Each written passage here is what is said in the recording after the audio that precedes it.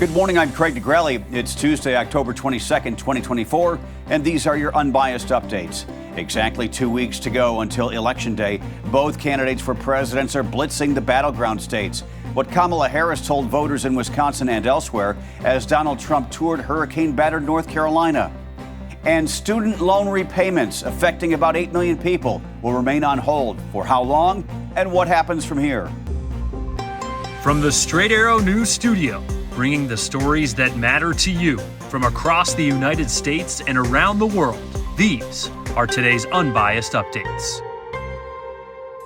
2 weeks to go until Election Day, and the candidates are crisscrossing the country trying to pick up any undecided voters that remain. Democratic nominee Vice President Kamala Harris called in former Republican Congresswoman Liz Cheney to help her rally support Monday in the battleground states of Pennsylvania, Michigan, and Wisconsin.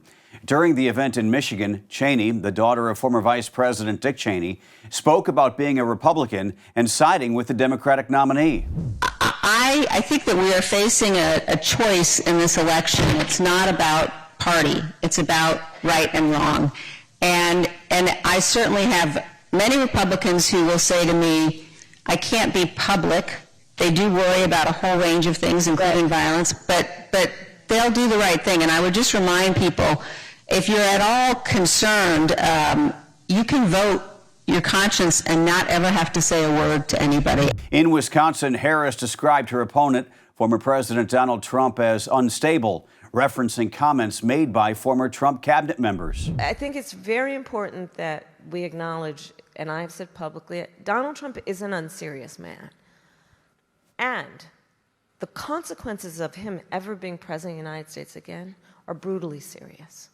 Brutally serious. Former President Trump visited North Carolina on Monday, where he surveyed the damage created by Hurricane Helene and continued his criticism of the Biden administration's relief efforts. It's the power of nature. Nothing you can do about it, but you got to get a little bit better crew in to do a better job than has been done by the White House. It's been not good. Not good. I'm here today in Western North Carolina to express a simple message to the incredible people of the state. I'm with you, and the American people are with you all the way. We're going to continue to be with you. We'll see what happens with the election. And we're on January 20th, you're going to have, I think, a new crew coming in to do it properly and help you in a proper manner. Trump made 2 more stops in North Carolina, holding a rally and speaking at a faith leaders event. Next up for the candidates, former President Donald Trump will continue campaigning in North Carolina, holding a rally tonight in Greensboro. And Vice President Harris will sit down for an interview today with NBC News in Washington, D.C. U.S. Secretary of State Antony Blinken is in Israel once again, his 11th visit to the region since war broke out between Israel and Hamas a little more than a year ago. This visit is his first stop on a wider tour of the Middle East, in which Blinken is expected to revive talks for a ceasefire in Gaza in the wake of the death of Hamas leader Yahya Sinwar. Blinken's week-long trip comes as the Middle East braces for Israel's response to Iranian missile attacks on Tel Aviv earlier this month.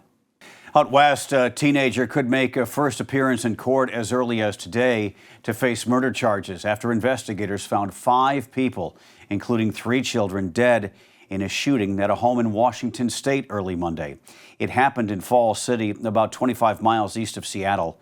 King County Sheriff's officials say another teenager who had been hurt went to a Seattle hospital. They say that teen and the teen in custody both live at the home where the shooting happened. They could be any type of relationship, so I'm going to withhold confirming any relationships, but it does appear to be that this is a family incident, clearly a domestic violence incident that involves not only a young man who's now in significant trouble, and it involves firearms, young men and firearms. A neighbor told Seattle news station King TV a couple lived in the home with their 5 children. Disgraced movie mogul and convicted rapist Harvey Weinstein has been diagnosed with cancer, according to multiple sources. Reports say he has chronic myeloid leukemia. That's a form of bone marrow cancer, and he's undergoing treatment at Rikers Island Prison in New York, where he's serving a 16-year sentence. This is just the latest health issue that Weinstein has faced behind bars.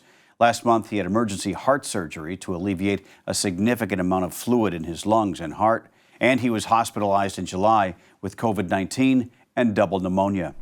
8 million Americans will be able to continue holding off paying back their student loans for at least another 6 months. The Department of Education confirming the news on Monday. The borrowers impacted are those enrolled in the White House's Saving on Valuable Education plan and anyone who applied for the plan.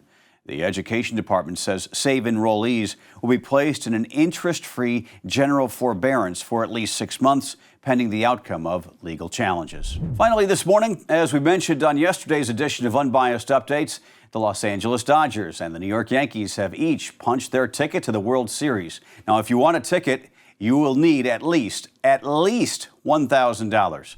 According to SeatGeek, the cheapest single seat for Friday's Game 1 in LA will cost you $1,034. For Game 2 on Saturday, also at Dodger Stadium, the least expensive ticket is $1,209. Games 3 and 4 on Monday and Tuesday head back to the East Coast with the cheapest tickets at Yankee Stadium costing $1,385 and $1,110, respectively. A possible Game 5 is showing the same as Game 4. And if necessary, Game 6 and 7 back in LA, the cheapest tickets are going for around $1,300 or more. Now, what about those good seats behind home plate at Dodger Stadium? Those tickets are going for $1,500 or more. The Fall Classic is certainly a hot ticket, that's for sure.